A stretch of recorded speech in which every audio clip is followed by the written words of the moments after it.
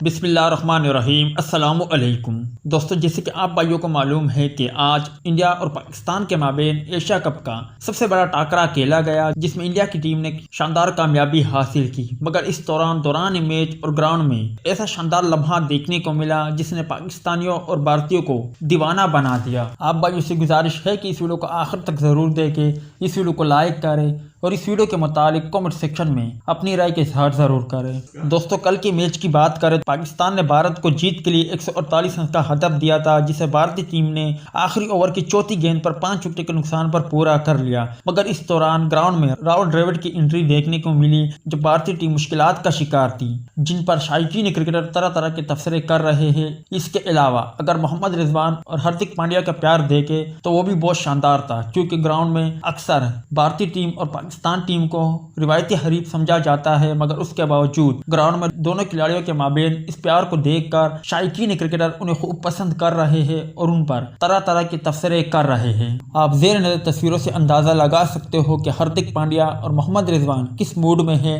اور ایسا بالکل بھی نہیں لگ رہا کہ یہ دونوں روایتی حریف ہیں۔ آپ بھائی اس پر کیا کہیں گے؟ کمنٹ سیکشن میں لازمی طور پر بتائیں۔